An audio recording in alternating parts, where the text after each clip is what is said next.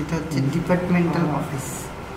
ইউনিভার্সিটিতে যে মানে প্রথমত এই যে রাস্তা, ইউনিভার্সিটির রাস্তায় যে মানে অত্যন্ত গতিতে যে বাইক বা কারগুলো চলছে, এগুলোর জন্য আমাদের অনেক সমস্যার সম্মুখীন হতে হয়। কখনো কখনো মানে একটা ভয় কাজ করে। তো এটা যদি কোনোভাবে থামানো যেত বা নিয়ন্ত্রণে আনা যেত, তাহলে আমাদের পক্ষে রাস্তায় ইউনিভার্সিটির মধ্যে চলাচলটা অনেক সহজ হতো। কোথাও না কোথাও অপরজন মানুষ চাইছেও না, সে এরকম অফার আছে, সে ওয়েট করে থাকে আমাকে বলুক তবে আমি হেল্প করবো। তারও নিজে থেকে বোঝা উচিত যে না, এই তো ধাক্কা খাচ্ছে, বাইকে হাত ধরে নিয়ে গিয়ে আমি উঠিয়ে দিই। অনেক সময় এটা করা উচিত, কিন্তু সামান্য কথাটুকুও বলে না, কেউ এড়িয়ে চলে গেল, সে থাকুক না পড়ে থাকুক, সমস্যা কিছু নেই। তো একটা হয়তো হতে পারে যে এই প্রতিবন্ধী সমস্যাটাকে নিয়ে চর্চা করতে হবে প্রচুর। যে মানে কি হয় ওরকম মানে ওই ফেস্টের সময় তারা ভুলেই যায় যে এরকম মানে আমাদের সঙ্গে এরকম কোনো ব্যক্তিরা আছে, প্রতিবন্ধী ব্যক্তিরা আছে, এটা তারা ভুলেই যায়। তো এটা যদি মানে কি বললাম কি, হ্যাঁ বলছি এক্সটার্নাল ওয়ার্ল্ডে মানে যদি বলি ক্যাম্পাসের বাইরে, হয়তো রাজনীতি কথাটা অনেকটা উচিত নয়, কিন্তু যেমনভাবে গণ্য করা হয় না প্রতিবন্ধীদেরকে, ঠিক তেমনই ক্যাম্পাসেও ওরা দেখে না যে প্রতিবন্ধীরা বলে কেউ থাকে। আমাদের কি সবসময় অ্যাপ্রোচ করতে হবে যে এই তোরা ভলেন্টিয়ার নামা, আমরা হাঁটতে পারছি না, ভিড়ের মধ্যে না ঠেলে ঠেলে যেতে হচ্ছে। ওরা বলছে হ্যাঁ ভলেন্টিয়ার আছে, ভলেন্টিয়ার হয়তো তার মতো ঘুরছে, আমাদেরকে পাত্তাও দিচ্ছে না।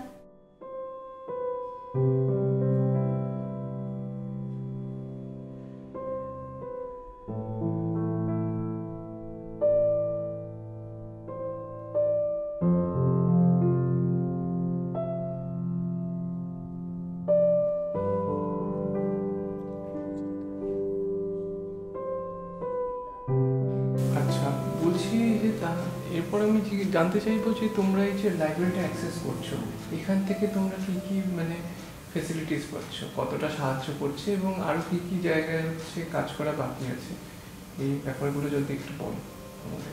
এখান থেকে আমরা বেল বই পাই, মানে আমরা কোনো পিডিএফ যদি লাইব্রেরিতে দিই সেটা আমাদেরকে বেল করে দেওয়া হয়, কিংবা রেকর্ডিং, যেটা আমরা চাই সেটাই পাই।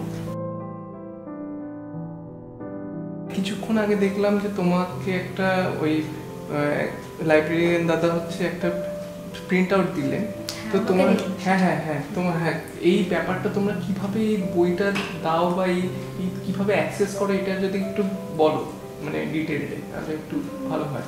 মানে কিভাবে অপারেট করে পুরো এই প্রসেসটা একটু যদি তোমরা যে জানো তোমাদের করতে বলো।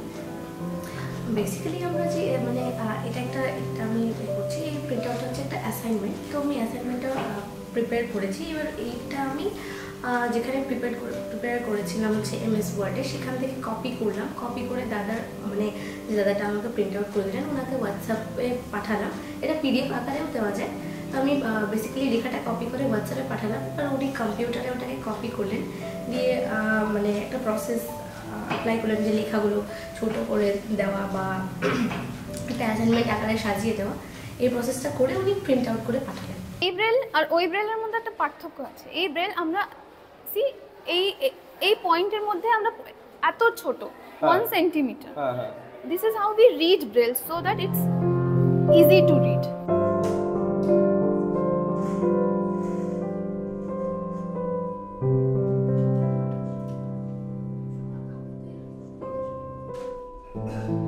সবসময় মনে হয়েছে যে যিনি শিক্ষক তিনি যদি একটু ওই ছবিটা, ধরা যাক রেনেসন্স করানো হচ্ছে, একটা কোনো ছবি দেখানো হচ্ছে, সেই ছবিটা সেই পেইন্টিংটা যদি তিনি একটু ডিসক্রাইব করে দেন, মুখে একটু ব্যাখ্যা করে দেন আমাকে, এটা আমার সবসময় মনে হয়েছে।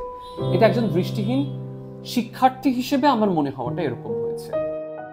যদি দাঁড়িতে দয়বয় লাকা রয়কা তয়কা দাঁড়িতে অতিথি আসে মা, না হয় যেন মুখ লুকাতে, ঘরে কাঁসার থালা কাঁসার বাটি মা পাই যেন তাই খেতে। সংসার ধর্ম তো সংসার ধর্ম বড় ধর্ম মা